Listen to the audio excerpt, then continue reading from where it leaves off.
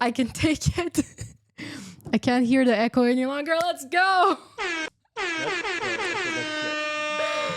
Oh my god, thank you. I don't even know what I did. Like, my god, streaming it's a group effort, honestly. I love you guys. Thank you so much for for the support, and thanks Rahim for being so patient. Of Um course.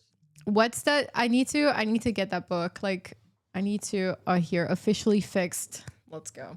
Thank you. Thank you guys. My We are god. used to everyone in the space is used to gas fees. Everyone's used to of seeing Solana break down and stuff. We're good. We'll get there. It's yeah, exactly. Like, it's tech. It's rare to have like a smooth experience. At least it's entertaining. That's and you're not losing money on this stream. That's for sure. we're not we're not chilling here any like we're just chilling here. Oh, thanks Binta. I see you in the chat. Yeah, I really appreciate it, you guys, like, for the patience. We did it. Okay, so back to Arts DAO. Basically, like, again, like, it's not easy to have communities run, I think, for so long, and the way that you guys did it, it's also I think it's a very interesting community per se, because you guys have had in terms of, like, structure and company structure, you've had like so many different things happen, and you've done it in a very interesting way. And also the company's been acquired, right?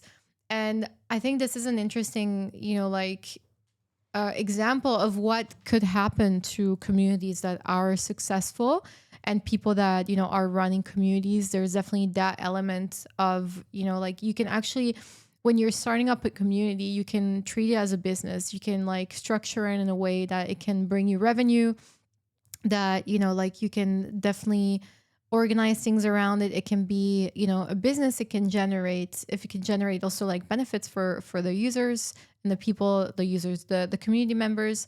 I think the story of Arts DAO, it's quite interesting. And also, like, you've been part of the founding team, and have sort of, like, I mean, you kind of, like, weren't, when I met you, you weren't, like, again, like, part of the found, you took a step back, but you were still running things, and now you're, like, officially back as president. But everybody knows that Rahim's always been in power, so you've always been, like, there.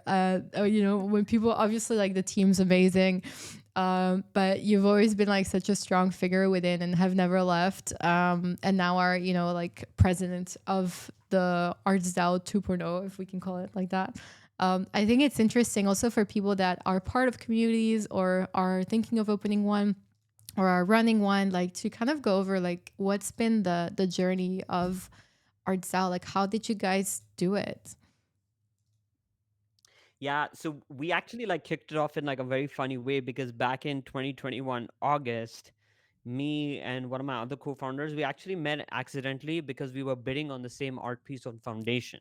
So at that point, I had been in NFTs for like around like a couple of months, and he was just getting into it, and we just found each other, and we were like, holy shit, we finally know someone in Dubai who's into NFTs. So let's turn these like internet friendships into like IRL ones.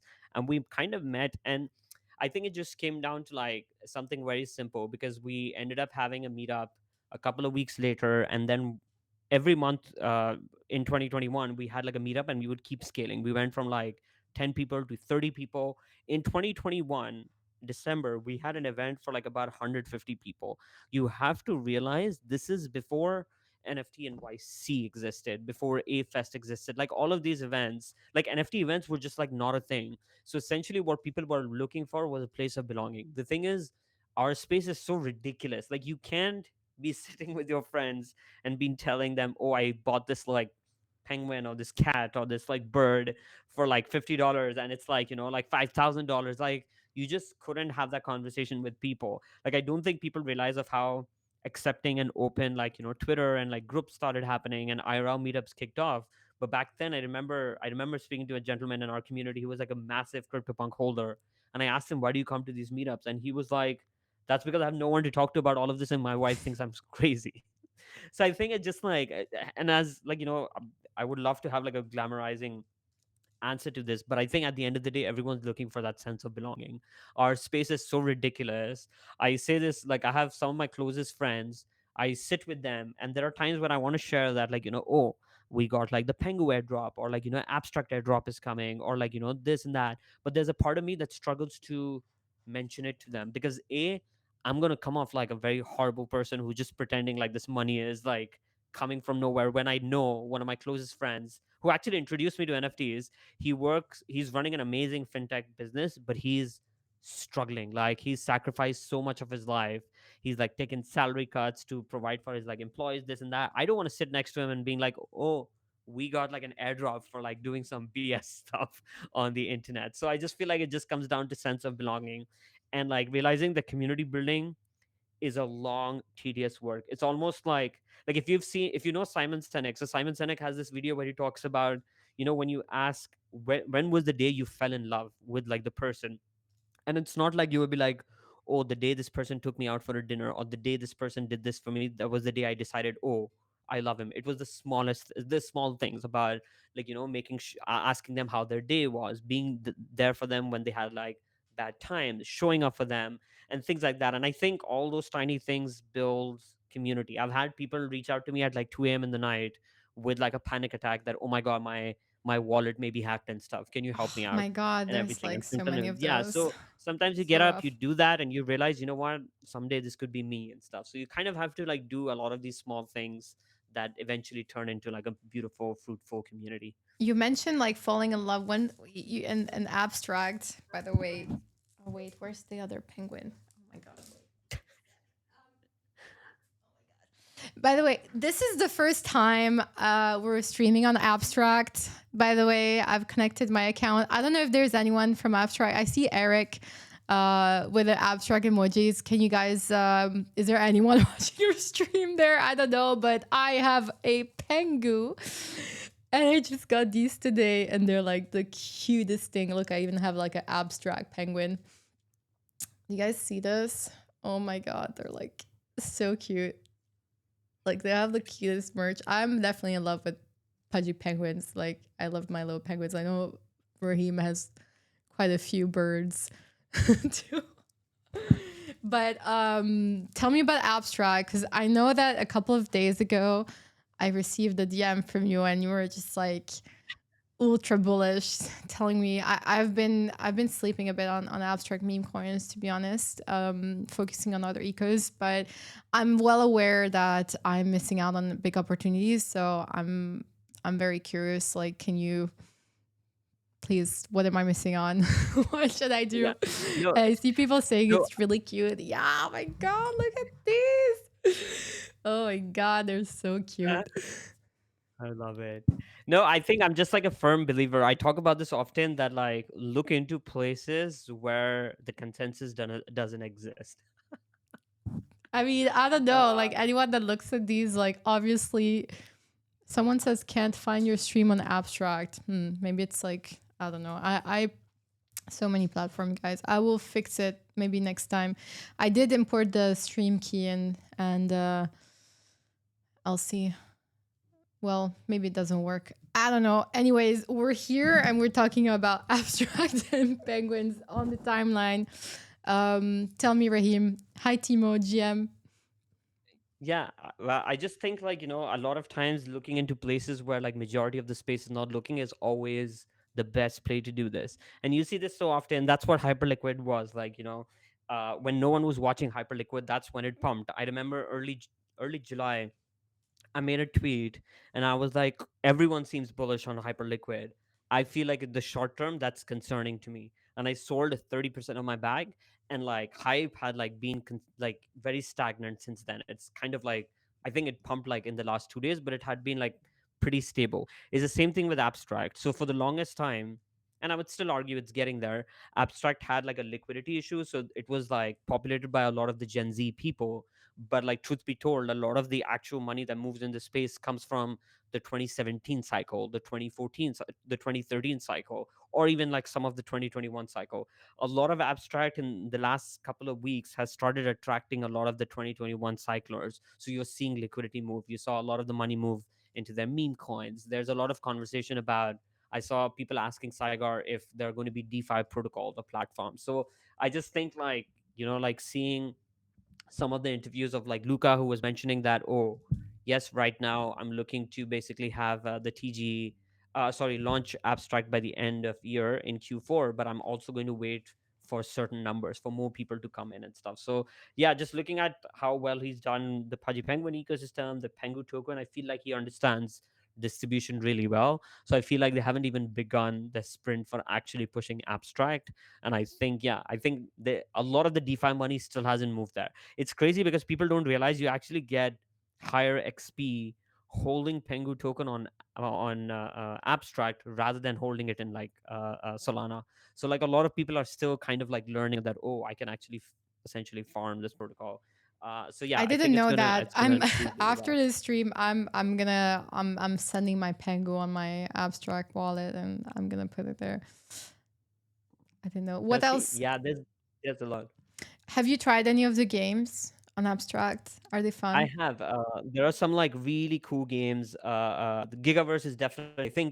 I think both of them, Gigaverse and On-Chain Heroes. Like I wouldn't even say they're like your traditional games. It's almost like the way I look at it. It's like more gamified DeFi in some ways. Like it's not your regular gaming of like you're not just like going and shooting people in the head or whatever. Like the games that people think are games. And I remember when I met Scarly, when we spoke about on-chain heroes, because he was also behind Wolf Game. For people who played Wolf Game in 2021, 2022, Gary Abstract Vee was super bullish August. about it. Eric is Yeah, saying people were Abstract like August. crazy about it. Yeah, and it was just like such a fun game, but it wasn't like your regular game. It was essentially gamified DeFi. So I think like those ecosystems are like really, really interesting. I also think some of the founders are like pretty like Dith is amazing with what he's doing with like Gigaverse. Carly also has experience in not only building Wolf Game, but he was also working with like staking protocols and stuff. So he understands DeFi really well. So yeah, I definitely think there's a lot to there. And one of my guilty pleasures is I love playing the cockroach game. That was called. The cockroach game. What is that? Wait, how can I forget it? It's my favorite game. Are you like smashing cockroaches? Roach Racing Club. I absolutely love it. It's literally your short. It's cool because you're longing or shorting the market, and based on that, it sounds so ridiculous as I say it. The way based on you longing and shorting crypto decides the speed of your ant slash cockroach, which you end up racing and winning points and Oh my god. different rewards in the game. I'm gonna and do you earn XP or tokens by playing, or how does Yeah, it work? so you're obviously earning certain rewards within that game, and yeah, like just like using the protocol, they reward you with like XP. Myriad is super interesting for people who are interested in like prediction markets. They have some like really fun prediction markets. Like when you go on Polymarket, it's filled with like a lot more political stuff, a lot more like larger than life things. But if you go on Myriad, like they'll have like some of the silliest predictions. They'll have like, oh, will this market cap it? Like, for example, you have the App Store Pudgy. I believe they have a market running that, oh, will the App Store Penguin reach a certain market cap by this date or not and stuff. So they have like some really fun prediction markets. I think that's kind of fun to play if you're into that. But yeah, I Eric is think saying there's a lot of cool stuff Eric is there. saying abstract memes so easy play games are insane. Okay, let's go. Agree. What's your top 5 games on abstract that I have to go and play? The two that I've dove a lot in is Gigaverse and On-Chain Heroes. So these are like games with like assets with NFTs involved. So there's like I guess like a lot of financial layers to it. The Roach Racing Club is a guilty pleasure. It's a stupid game. It's a fun game. It doesn't like there's no speculation in it and stuff, but it's kind of like silly, so I enjoy it. I love that. I'm gonna after this. I'm gonna go play, and I don't know. Maybe I'll set up a stream on abstract at some point, and I'll like go and do that. That's like pretty cool. I know that you guys had partnered with Pudgy Penguins during Token. That was like really cool, by the way. For those that I'm sure a lot of people, at least a lot of people that went to Token passed by the Arts DAO.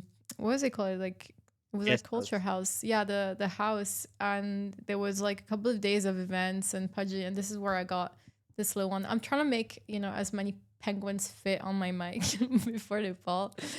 Um, but I think it's like really cool. One thing that you guys have been doing is really nailing down on the partnerships. You've had incredible, obviously like you yourself and the team is like super connected, and you're always bringing like really quality partnerships and opportunities and experiences for the members. And I'm really excited of like what's gonna come. So like in terms of like what's the future of Arts DAO, because you guys obviously you had, we have a WhatsApp chat when we're there, we're connected. There has been, events. You guys have planned Arts DAO Fest during Token, and now you're gonna have a clubhouse. So like what's the plan? Like what are you guys going to, what can people look forward to if they join?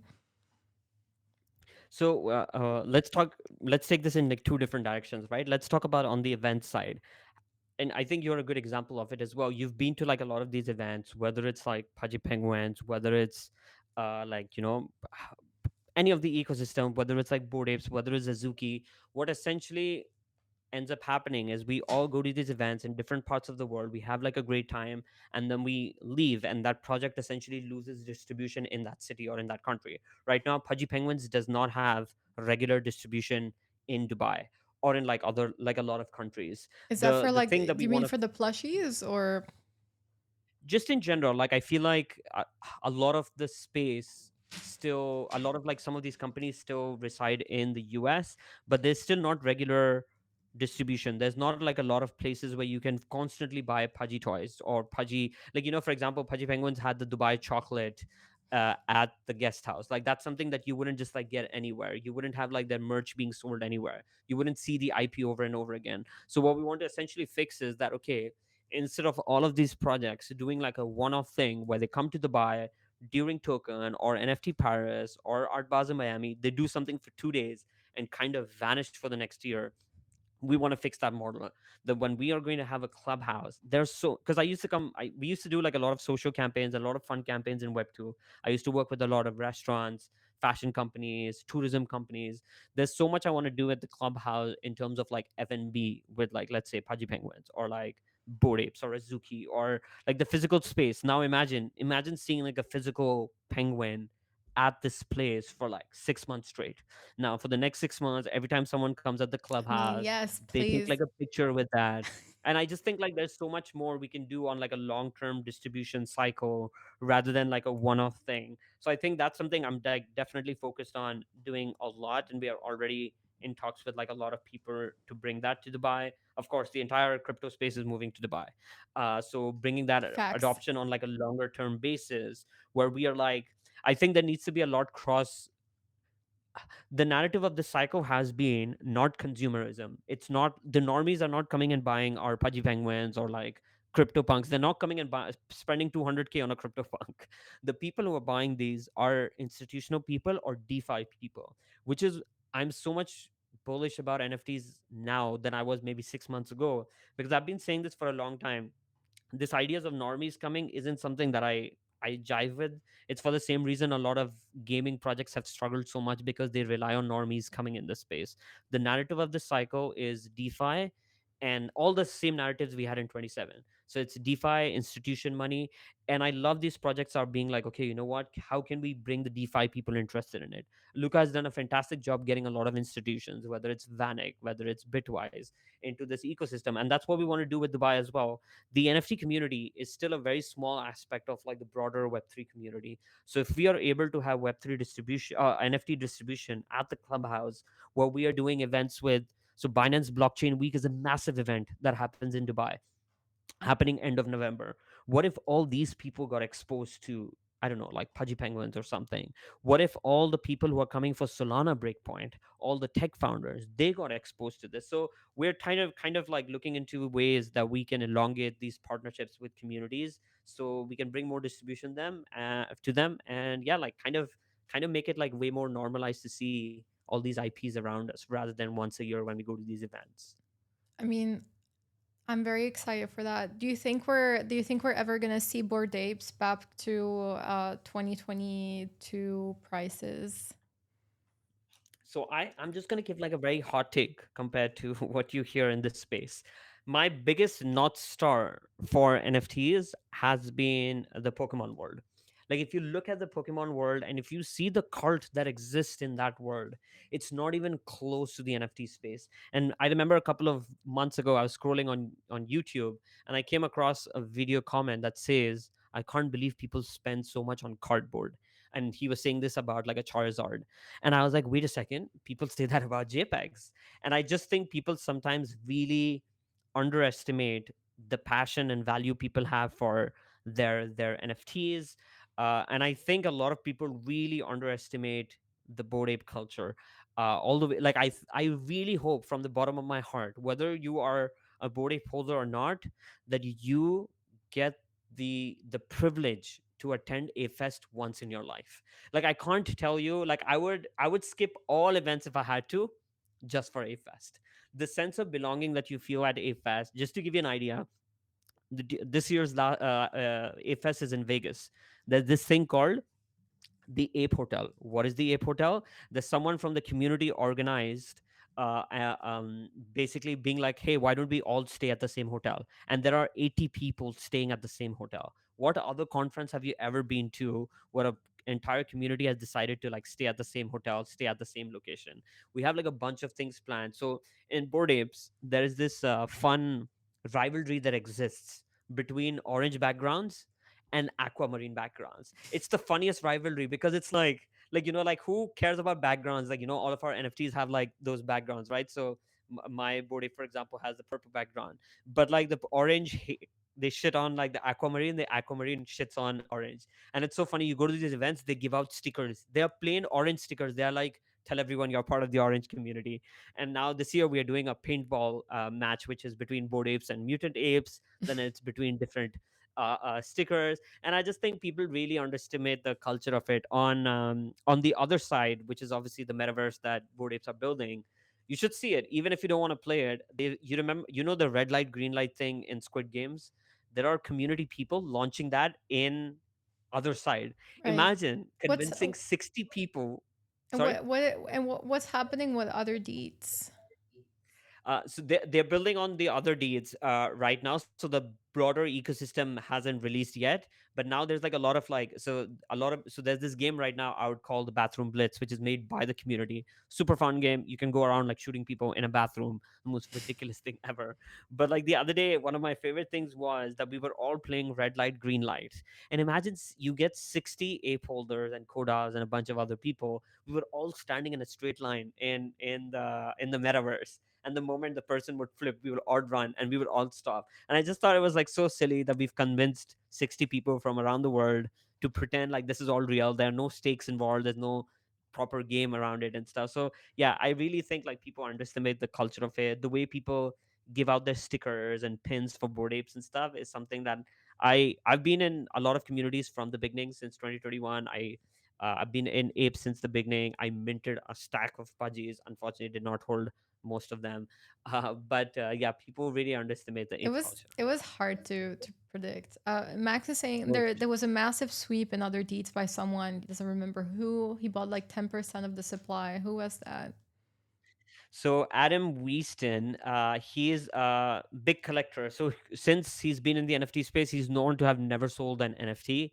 He also acquired the five. Yeah, pretty sick guy. So he forget that. Before we get to the lands, you Masochist. know, yeah, so there's a company called there used to be a company called a Pride Primate that used to own five of the mega mutants, the one of one mutants.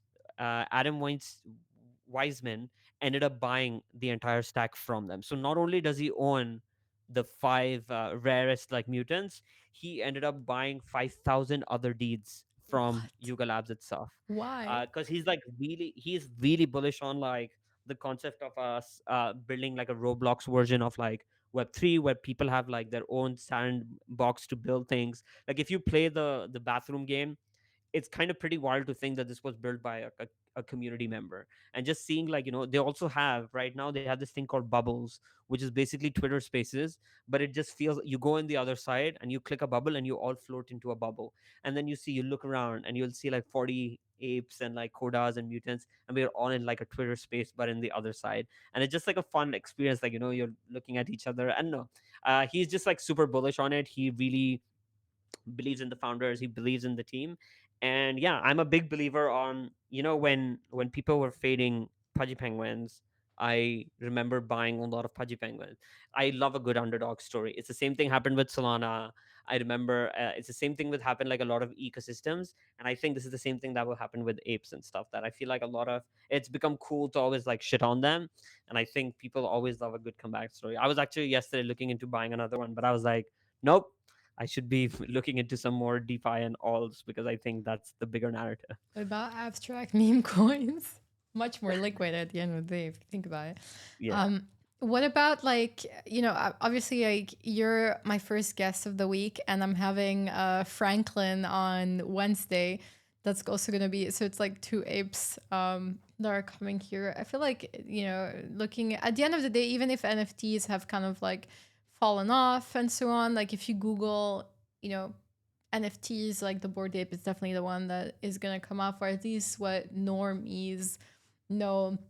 I just wonder if we're ever gonna get the same sort of environment where, these JPEGs are going to be pushed to, the crowds. Definitely, I think like Pudgy is doing it in its own way. We're not there yet where we're seeing celebrity endorsements at the rate that we used to in the last cycle. I mean, that was one of the main reasons, obviously, like for success. Like you definitely need to have like, more people than just in our own niche, right, that are interested. I definitely like, it's interesting what Pudgy is doing. Yeah, I mean, pretty excited. But why do they want to? Why does Yuga want to like, create a Roblox universe? Like, do they want to create a universe where people, or like a Roblox universe where people can make money, or like what's their intention? So their goal has been always about. I think there are certain projects that work very differently, and I feel like a lot of times we miss the nuance in the space. This idea of like giving people their IP to build something started with like Bored Apes. A lot of people don't know this, but there are more than 400 MBAs, which is 400 made by apes products that exist in the space. 400, including the. So for example, this friend of mine, Grateful Ape, he's known to have chocolates. This is a book that I got from him, a notebook, but he's known to like sell chocolates. I call him the Web3 Willy Wonka. Is that the There's like ones ape you've had water. of? Is that the? I think I've tried some at the Arts DAO Fest. There is definitely, I've tried ape popcorns. I know there Oh, were. nice. I remember. So that's by the gentleman whose real name I don't know. His name is Forever Famous. That's how I know him as on Twitter. But yeah, there are like a lot of projects like this, and their ethos has always been about like let the community build and build like a sandcastle for it. So Garga comes from like a lot of writing novels and writing like books and stories. So he's like big into storytelling. I still, funny enough, I still think no one has really done anything in the storytelling side when it comes to NFTs. No project has touched it. Like the other day, I was watching the Avengers movie again, and you remember that scene where, like, when the Captain America picks that Thor I haven't hammer, seen and that. you remember that visual. There's so Oh my many, god, what the hell is going on? You like, need to see it. But it was just so like many Marvel movies. you I should you should can't. see, like, there's this clip that Marvel had put out a couple of years ago, which was how obviously filming something inside a cinema is banned, but there's a clip that they actually took from the internet and put it in their official Marvel video, which is basically the first time Avengers aired, of like when they had it in the cinema. They have the scene. So I don't know, for anyone who doesn't know, Thor's hammer, he's the only one who can lift it. Someone needs to be worthy to lift it. There's a scene in the movie where like the stakes are super high. It's like 10th movie in the series, where suddenly the hammer lifts up and Captain America is the one holding it and Is that stuff, like and no one can like. Excalibur's from the like, oh my god, I don't remember it. It's like a medieval, I have the King no idea, but Arthur. I haven't played that. I have no idea. But they have this scene where, like, when that happened in the cinema, everyone gasped. It was in the same second everyone went like, and like it became such a big clip that even like Marvel was sharing it, even though like it was filmed inside the cinema and you're not supposed to film it. When I was looking, I watched that movie again, and I was like, if you watch some of these movies, if you watch like, if you I don't know if you watched the Snyder's cut version of Justice League, for example. That was a great movie. There's a scene where the world ends and the Flash has to run at the speed of light to reverse time, and that whole sequence, I don't know what the hell are you doing, but the whole Max sequence saying the from Marvel code needs to be studied. the whole visual effect, the whole Sorry like guys. music in that scene is so beautiful. Or you look at Game of Thrones, like it had such nice storytelling. So I feel like the one thing that's missing in the space is storytelling. Let's not get too geeky, but I do think we need a lot more storytelling in this space. I mean that's for sure. Is that maybe because like everything is like so short term will lived? We have Tony Chillis asking. We got some questions coming in. By the way, guys, like really appreciate all the questions, the support. If you're in, please retweet the stream. Really, appreciate everybody that's like here every week with us and just supporting this. It's super fun doing it, to be honest. Tony is saying, do you have plans for Arts DAO to build something like a digital twin on other sides with ODK? Oh, that's a very interesting question. It is not in the pipeline as of yet. I'm just like so much into like the more IRL stuff. I think in some ways, the more this internet death theory is becoming like a thing, I'm just like so much more focused on IRL and bringing those relationships, which is why like we are actually moving to like a clubhouse thing. So I don't have anything in the pipeline yet, but who knows? Like it'd be something kind of cool to look into it in the future. I mean, that could be fun. And then Sarah is saying, hi, Kamsky. Hi, Rahim. Hello.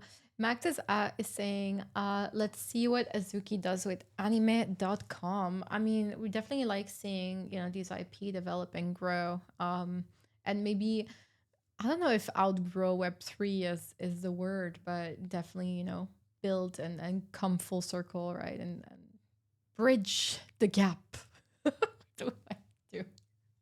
Yeah, I still think we have like I Oh my have God, this I thing, hate okay, that. and I know this is going to sound Bridging a the bit gap. crazy, but if you think about when Bitcoin in 2017, during the ICO era, there were a lot of people saying that okay, with all these coins coming, Bitcoin is not going to go as high because now the attention is split between like so many other chains, right? We used to have a few chains, then they multiplied so much. But what has happened in the last almost like 10 years, Bitcoin has still remained a giant. If anything, the more chains launched, the more distribution we got in the space, the more valuable some of the OG chains became. That's what we see with Ethereum. That's what we see with XRP.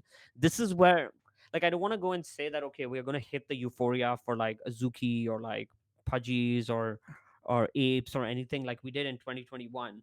But like I'm also like not the one who would want to say that it's not going to happen, because we had this conversation about Bitcoin. Everyone says the same thing. Oh, liquidity is fragmented, we have so many L2s and L3s. Sure, you could say that about like crypto and stuff, but what it did was the disparity.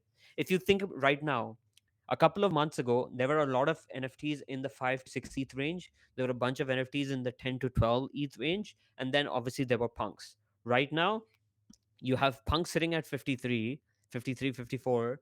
You have Pudgies and Apes sitting at 13, 14, and everything else is like around like 2 ETH. So the disparity between these three groups has like increased a lot. There were a lot of projects in the middle.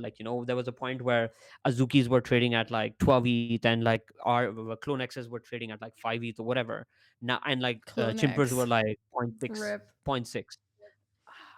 So yeah. But like That's another sad how is story. the landscape of feminist, sorry, I'm gonna speak normally. How is the landscape of NFTs change from like 2022 to now, also like post meme coin cycle?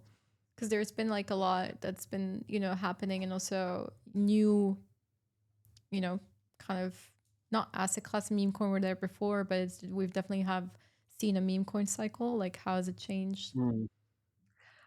I I think I think it's changed for the better in like a lot of ways. Where I've been saying this from the beginning, that a lot of NFTs should be seen as collectibles rather than access to something. Like you look at again, just coming back to the Pokemon world, there are so many versions of, let's say, like the same Charizard. There's like the base edition, then there's Shadowless, then there's the first edition. The art looks the same and people like it.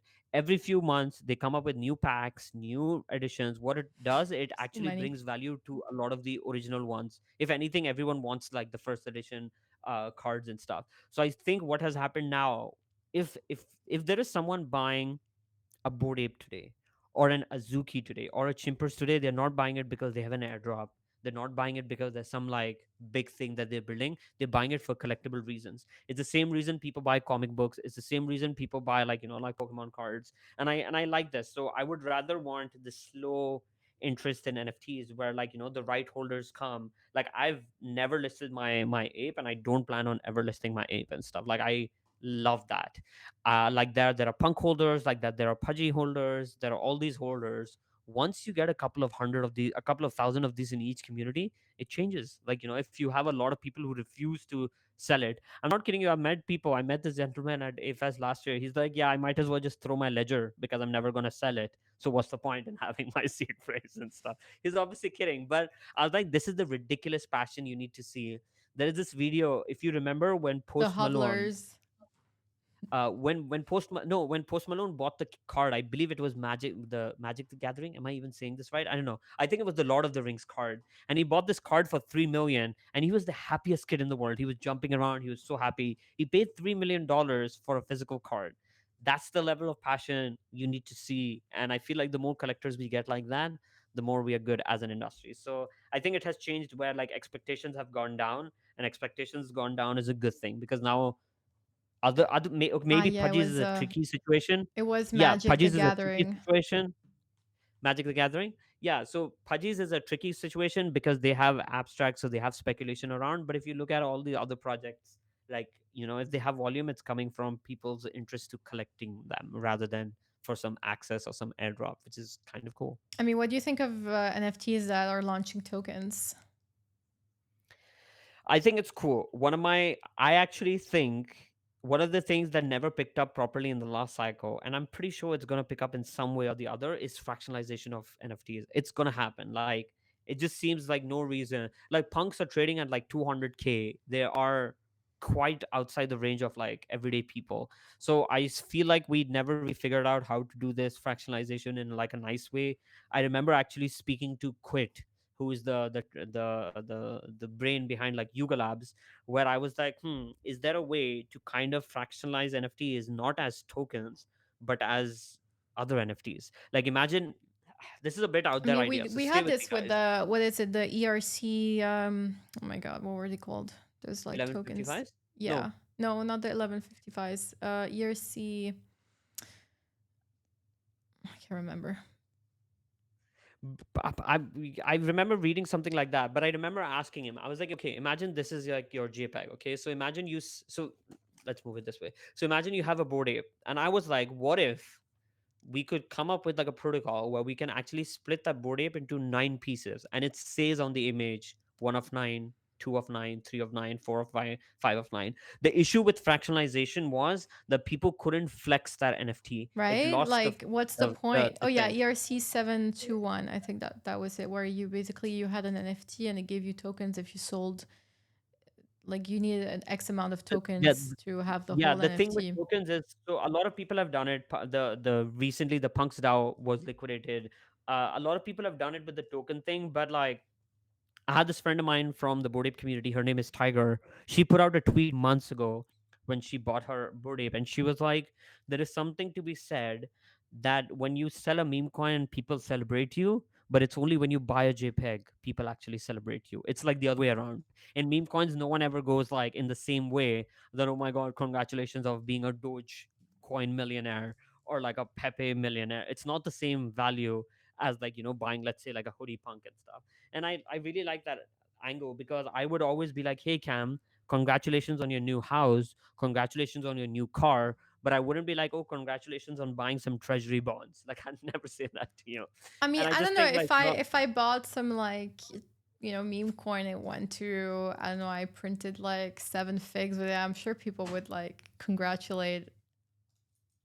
So they It's just a would bit no, I'm different. saying they would definitely congratulate you, but you would be considered a Chad when you sell it. Yeah. However, with NFTs, You get cell if shamed if if you sell your yeah, NFT. if your friends will be like, "Oh my God, Kamsky, you like, you made $1 million off Pengu or something or whatever." But today, if you take that same money and you go buy a hoodie punk, they will be like, "Holy shit, Kamsky, props to you. You bought like a board ape, well, You sorry, made it. a punk for like $1 million." So I think like otherwise, if you do the same thing, if you spend $1 million on like Dogecoin, people will be like, "Kamsky, you've lost it. Like go buy something else." I mean, I think it depends who you tell. Like, if I tell my family how much money I spend on like JPEGs on meme coins, they'd be like, "Who?" Like, kind of worried, Yeah, that's honestly. that's But, busted. but regarding the tokens, don't you? What about like found like? You could argue some of the founders are using, are launch NFT founders are launching tokens and exiting pretty much. Like, we need like, can we talk about that? About NFT founders that are launching token and just cashing out pretty much? Yeah, I think it's kind of like this is like a lot more intricate than maybe sometimes people realize. I definitely think it's not good. It's not good that we've had to deal with this in our space. But it's also like to play the counter argument, a lot of projects ended up like raising money, and when you have VCs breathing down your neck, you end up finding yourself down this road of being forced to launch a token. Because this is not by, and the reason I say this, and I'm not trying to side with the people who've grifted us, definitely not, but the thing is we see this in the token world.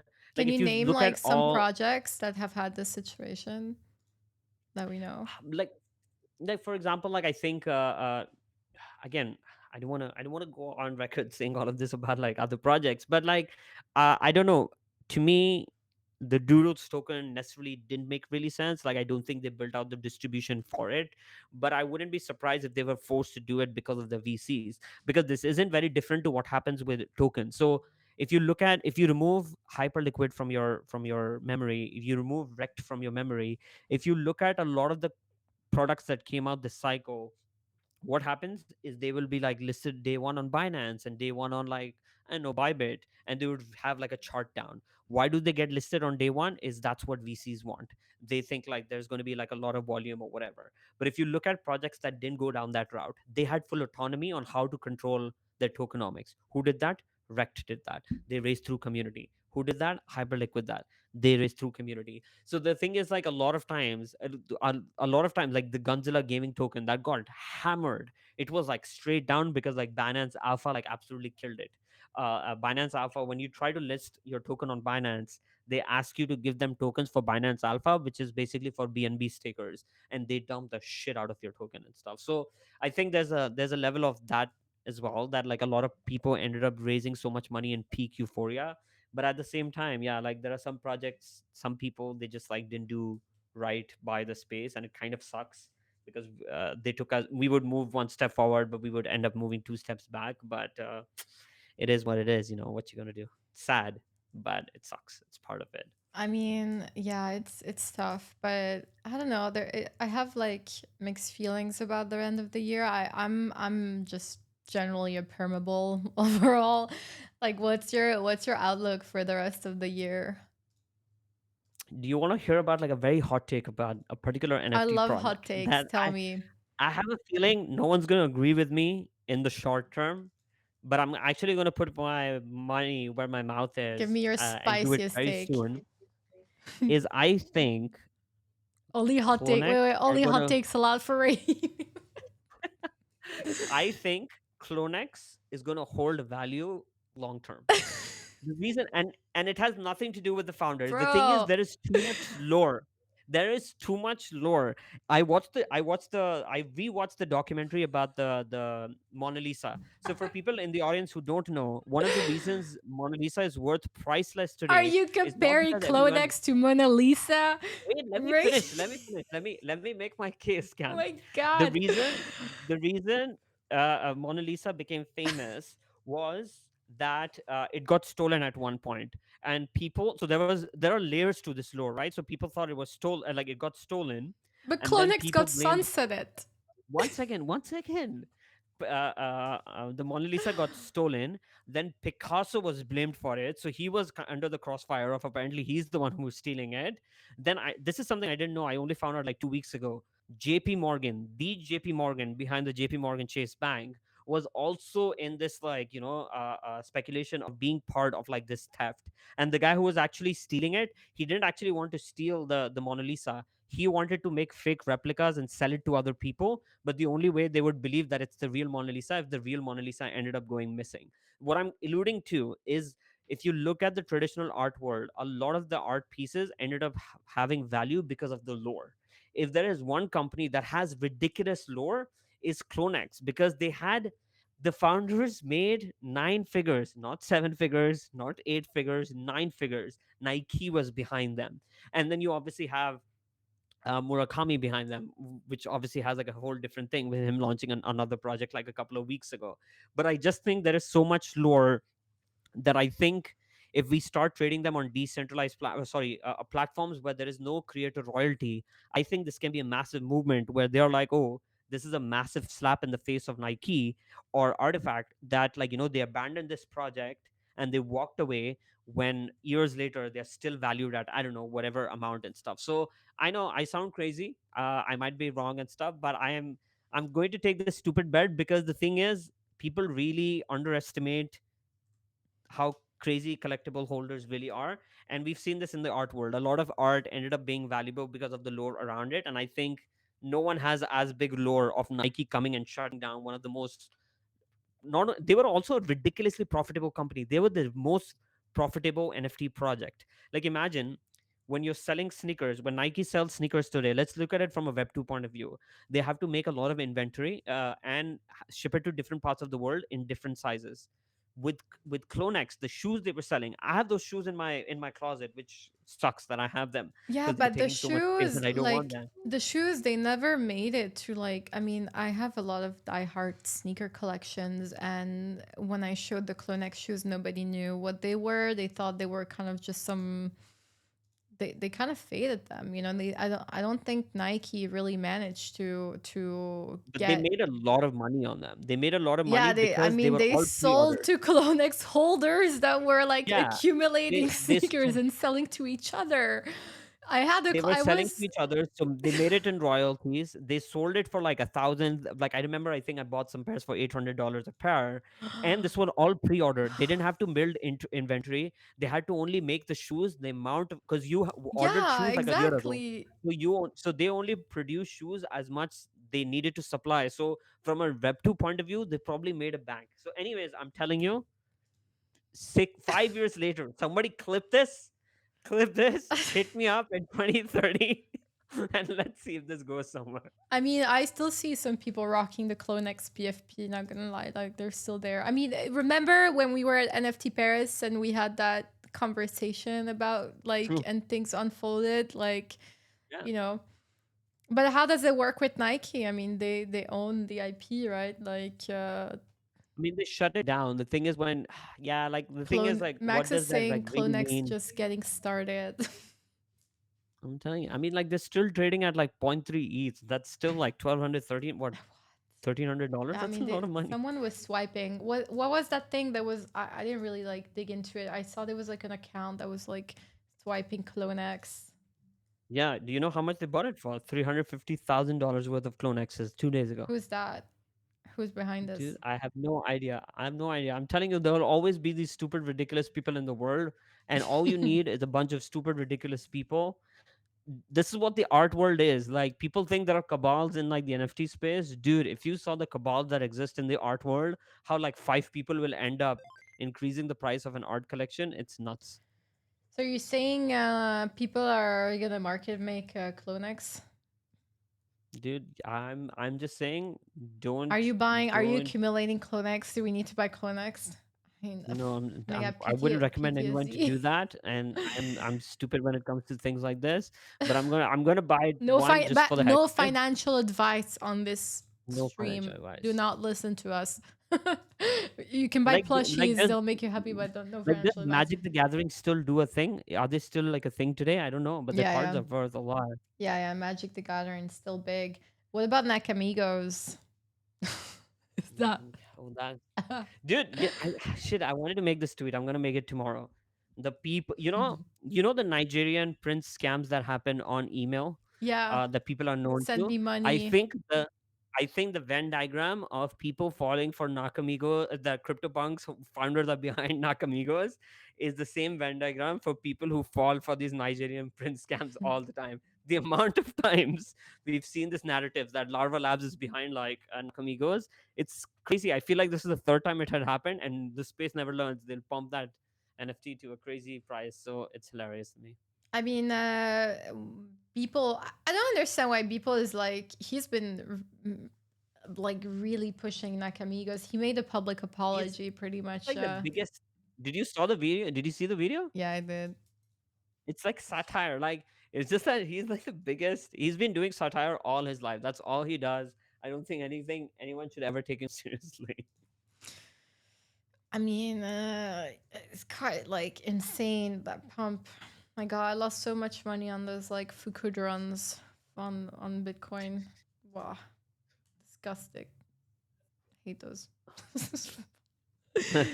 Like my God, yeah, I'm looking at them like the chart is insane. Did people wanted to like? Did people wanted to like sue him? I think that's why he made the apology. Talking about Bitcoin, what Did do you you? think Did of ordinals? you don't want to start this conversation with me? I'm unfortunately, and I'm sorry for all like the ordinal bulls in the community and stuff. I'm just like I just don't. For me, I'm like I'm a numbers guy. I'm an objective guy. I'm not married to my bags. I used to trade Solana NFTs. Don't do that anymore. I'm one of those people that I follow the money. So Do for the we longest do time, we I was have saying that ETH NFT. by the way, do we have any ordinals people here in the chat? Like it's okay, show yourself. We just want to know you're here. If you're watching this, like say hi.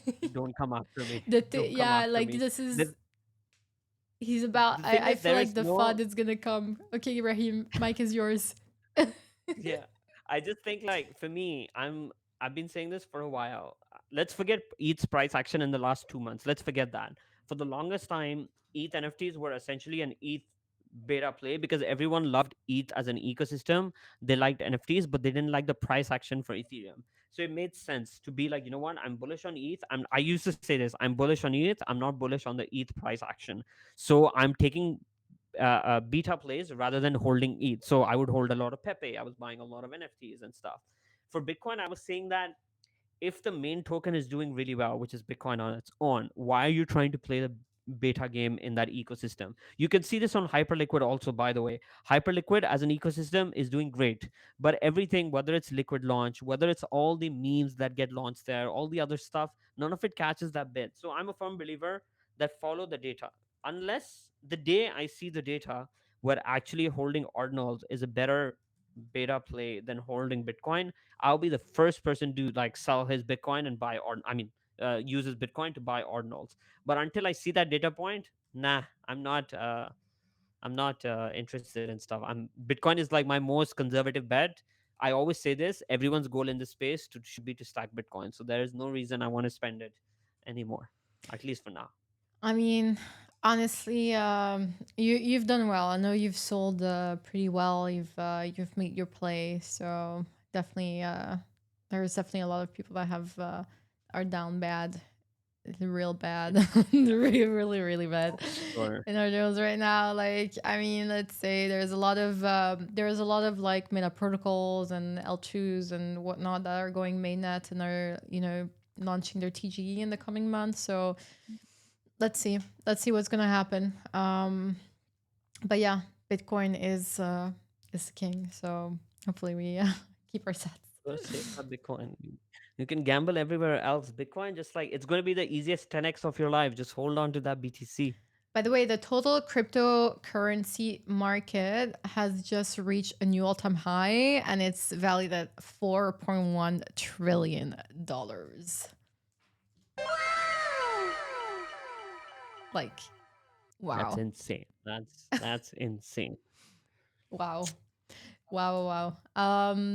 I mean, we're here, we're still here. It's fun to be part of this industry, honestly, and see it grow. Like, it's definitely every cycle I feel like has its own theme and is interesting. And ultimately, you meet a lot of people that are pretty awesome, become your friends along the way. So, definitely grateful for everybody that has come around, and also grateful like for the communities like Arts DAO that are making people meet. But yeah, no, this is it's fun. I'm super honestly when I see these numbers and stuff, it really makes me happy because as you know, and as you were saying, when you join crypto, like a lot of the people don't think it's a good idea, and especially when you're early, like it might feel a bit alienating and it's a bit lonely in a sense. But at least for me, and I'm sure you feel the same way, like when I discovered crypto and I first like bought Bitcoin, and I just had conviction, and it was something that was I knew it was going to be for life. Like it wasn't something like, oh, I'm in Mm, and out. Like I do trade and I day trade and I sell my stuff and I buy and sell, but like overall, like I'm in crypto for life. I don't know how cringy that sounds, but there's a lot of people that didn't really understand these choices. Also, like going full time, setting up a company around it, and you see these numbers, right? And then it makes you feel a bit better. Like it's the kind of like the confirmation, yes, like this was the right choice, and I'm definitely having a lot of fun. And I'm sure like you share the same way, and a lot of people that are here feel like this. So yeah, I feel like pretty I cool. think, yeah, I think you're spot on. And I think that doesn't even just apply to crypto. I would like to assume this during like the dot-com bubble, people who were building in like that industry, if you didn't have people around you to support you and to be like, you know what, I'm not crazy. Like I so vividly remember one of the most important moments in the NFT space to me was in Apes Hong Kong. This is when apes were down bad from like their all-time high, and I was sitting on a table and I had dinner with like a bunch of like new people I'd never met before. It was David, Christina, a couple of new people I was sitting with. All of us bought our board apes at a very same price, and if anything, none of us sold. And we were spending more money by flying from across the world. So they flew in from the US and I flew in from Dubai and stuff. And we were all sitting there and we were like, we're still holding this, we're still here, we're still passionate about it. And I very vividly remember that moment because in that moment I felt like, you know what, I'm not crazy, I'm not alone to be doing this and taking the decision of like, oh, let me not sell my board ape at like $500,000, let me hold it for whatever the price was at that point and stuff. I would like to assume this is something that happened in the dot-com bubble when people were building like websites and Yahoo Messenger and all of these ecosystems. So I feel like whenever like there's a new tech revolution or new industries that are popping off, you probably are looking for sense of belonging. And this is what I think, like community building doesn't even have to be just like in Web3. I think having a support system, whether it's the Pokemon world, whether it's you building in like deep or like I don't know, fintech or whatever, is super important because like it can be, the world will make you think you're crazy and stupid to be doing this. Everyone talks about like work life balance, and man, like if you want to do something significant in life, unfortunately for a good couple of years you have to forget like work life balance. So if you don't have the people around you Facts. supporting you, you will start questioning yourself and stuff. So That's a always hold on to narrative for the people that normies, for the 9 to 5ers. yeah. Yeah, Dort is saying Rahim is a legend. Hope to see you in Dubai, fam. What's up, Cairo? GM. Good to see your friends. Yo, Cairo, Dubai Habibi. He's also a Dubai Habibi. Yeah, he came on our stream last week. I know, I know. Have you guys met in real life? We have a couple of times. Cool. Well, I have more penguins to meet. Did you see? Like we have the little Nice. he's asking how's Dubai right now, chilling in Europe. It's getting hot. I'm leaving on It is. Friday, by the way. Booked flights going to Bali. What people don't realize is the hottest months in Dubai are actually September and October. Like these two are like the most humid months. Everyone needs. I have so many of the European friends who left summer for Dubai, and they're like, "Oh, Rahim, I'm coming a week later, 2 week later," and I was like, "Bro, you're coming at the worst time. This is not the end of summer. This is the start of summer." Yeah. I hear Karo saying he's coming back in October. I didn't think you were a bot. No, I didn't think you were a bot. No, no, no, I didn't. I did not Cairo just has this promise. thing. Cairo has this October issue. I'll tell you what Cairo's issue before is. because of the Cairo, PTEX. Okay. no, Cairo has this issue where every 3 months he has like a new Twitter profile. He has like a new name. So like he'll text me and I'll have no idea who the hell he is for like 2 weeks. What And do then you I'll be like, mean? oh, it's Why? you. I don't know. Why? He will answer that. For some reason, he keeps changing his identity online. Why? Like name? I don't know, man. That's kind of shady, Cairo. Why are you doing that? No, I'm joking. It's asking has Kara has ADHD also. Yeah, I feel like we all we're all special here. Are there any Pudgy or Arts DAO events planned this year? Um, I mean, did you convert the your NFT? He's gonna count. He's got has this account since October. Caro not referring to himself in third person. Yes. Yeah. Why are you? Dubai summer is an experience. I mean, we're here. It's quite nice. Everything is like AC'd. You basically have to like bring a sweater for everywhere you're going because they're blasting AC. This is what I'll say to all like European folks. Dubai summer is way better than European winter. Every year I go to NFT Paris and I'm like, this is the last time I'm coming. It's so awful. It's so stupidly cold.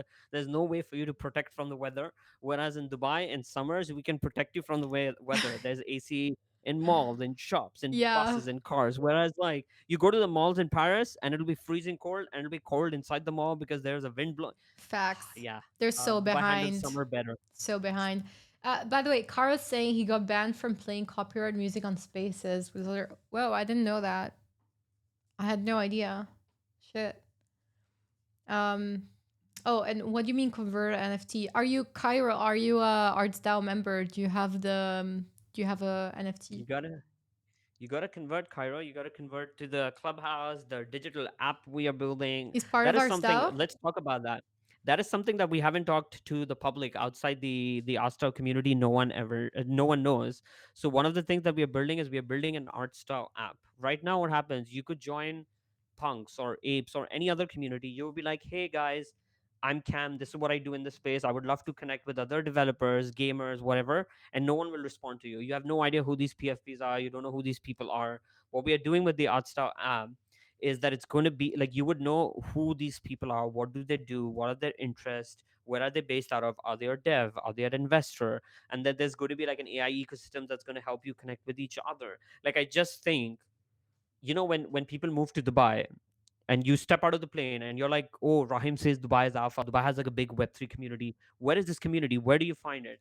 I want people to find this community before they come to Dubai. So they get into the ecosystem, they buy the Artstar membership, they go to the app and they're like, oh, I met 15 people in RWA. I met 10 people who are gamers. I met 15 people who are DeFi enthusiasts. Clearly, this is my crowd. Hey, babe, let's move to Dubai this fall. You guys This is the are thing that we are building a trying to Soho build with the house. app and stuff. So Yeah, yeah, it's like it's this. gonna be super cool. You guys are for real, like building a Soho house. We definitely have an app as well. You can just like connect with people all over the world, like other members, see who's like in the house and stuff. Like when they're in, you have to like tap in your card or phone. Cool. Yeah, Cairo, you need to do it. It's actually like live today, so it's not like you've missed out on anything. But um, if you're in the WhatsApp group, you should see the link, and then you have to connect your wallet and basically convert your NFTs. And apparently, there's some alpha for the ones that do it earlier. I don't know if you could say it, Yes. but Yeah, so that go alpha do would it. come. Go do it. Go convert your NFT. Early art style. What are you bullish on, Cam, in the short term? I mean, I don't know, meme coins, like big caps, mid caps, anything that moves. Hopefully NFTs keep pumping. I'm definitely over allocated on Well, aren't we all? NFTs are just but fun, and I'm definitely, I mean, I'm bullish on streaming overall. as you should, as you should. So we're gonna definitely be doing many more. We've actually like reached the top of the hour, so I think it's time for us to go grab some dinner. But it's been a pleasure. Hey Vanna, what's up? Vanna is also someone that she has been spending a lot of time in Dubai. Needs to join Arts DAO. Dubai But Habibis. yeah, we have a lot of, honestly, the Dubai community is amazing. Like you meet so many people, it's great. It's super cool. I'm definitely happy. Like a lot of people are like, oh, but you don't even have to live in Dubai. Like your company's set up there. But it's like I want to be here. Like it's actually great. I never thought I'd be like someone that would move to Dubai, or even like I would never even come on holidays. But it's a great place. So we love this place. Habibi, yes. I need to learn Arabic, although everybody speaks English here, so it's hard to learn another language. I should add one. But yeah, I think I don't know. We've been going on for almost an hour and a half now. I think it's time to close the stream. We gotta go eat. It's dinner time. But thank you, Rahim. It's been a pleasure as always. I'm gonna be I'm gonna be looking out for. I'm gonna be. I don't know. I'm gonna be reaching out to some like Clonex like survivors. I need to investigate that further. We've had some pretty wild spicy takes here on stream. I don't know if you guys have been following. Um, but yeah, I'll be following. I still have like I also still have the sweater and like all the stuff from like Clinics. Pretty good merch. I mean, it's Same, Nike, same. I do but too. let's see if Clonex is gonna come back. We should speak to like some of the people. Has anyone checked on Randy? I feel like You Randy should have been present you- for. We should you have. should get him. I think it'll be interesting, spicy takes from him. Yeah, we can do that. All right, we're gonna close off. Thank you so much. If you guys haven't converted your Arts DAO NFT, go do it now on the portal. Check the link is in the WhatsApp group if you're from Arts DAO. Definitely part of the little Dubai cult here, and I'm so excited to be part of this amazing community. We're gonna have a clubhouse, and are we gonna be able to bring plus ones that are not members? One last question. Yes, yes. It's Ooh, gonna bring like a lot of exposure, a lot of distribution. Here's what before like sign off. Here's what I'll say. Like whether you're planning to move to Dubai, whether you're planning to I don't know like live somewhere else, come here, visit in the season. So Dubai crypto season starts from November to about March, April. The amount of events, like I was at a massive Hyperliquid event recently. There was a base event last week. The amount of like crypto opportunities you'll have if you're a trader, if you're a builder, you are a developer, you're a content creator is nuts. So come here and you will come across a lot of ecosystem that no one even talks on CT. So you have a lot more opportunity if you get some time, have a taste of it. There's Solana Breakpoint happening in Abu Dhabi. There's Bitcoin Mina happening in Abu Dhabi. There's Binance Blockchain Week happening end of November. So there's a lot happening. Come by and see what the Habibi world is all about. and this is why Dubai is the best place for crypto. And this is why Dubai is alpha. Dubai is the alpha, and there's awesome people that live here, and it's sunny all year long, and we have a lot of fun stuff to do. So come to Dubai. And Cairo, we need to meet at some point. We need to organize. I'm leaving on Friday. I'll be back probably after like token. So we hopefully we'll do a. I'll meet you guys in the clubhouse at Arts DAO, the Arts DAO clubhouse. I'm Yo. so excited. Samson is also saying Arts DAO is alpha. Yes, it Love it. is. No, Love for you, real. Samson. It is. It is. All right, everybody. Thank you so much. Honestly, really appreciate. Thank you to everybody that liked and retweeted this, not the space, the stream. Honestly, means a lot. I'm gonna be having a lot of like cool guests like Rahim. We're having Franklin is no longer bored. He's now a pump.fun guy. Rahim, do you actually have any questions for Franklin? Do you want me to ask? Well, I don't have a question, but tell him I miss his slideshows. If anyone knows, he used to have like all the Bored Ape slideshows back in the days and stuff. So tell him that I said we all miss his slideshows. I will. I will. All right, cool. I will see you hopefully before we leave. And if not on the timeline. And again, congrats for today. I think it's a massive success. Like I am definitely a big fan of what you guys have done and the spin-off of Arts DAO. I think it's really it's leveling up not just, the community, but the crypto scene for Dubai. And we now have a place to hang out and do things together. So thank you. Thank you for being part of the community and for always championing us. I feel like today reminded me of like why I did this. I had the biggest smile today. Whilst I was on my way for this stream, I was getting out of work. I was working with Maria, who works with me, and Art Style, and I'm like, I'm always like so reminded by everyone in the community, the amount of support, the amount of like text messages and everything I got. It means the world. Like building in crypto is not easy, it's not hard, but when you have people like really rooting for you, it really changes everything. So super grateful for everyone in the comments. I see Samson, I see Cairo, obviously you, Cam. So love you guys. The space gets crazy, but it's all worth it with you guys in it. So love you guys and can't wait to see you at the clubhouse. Thank you to everybody that joins. See you at the clubhouse.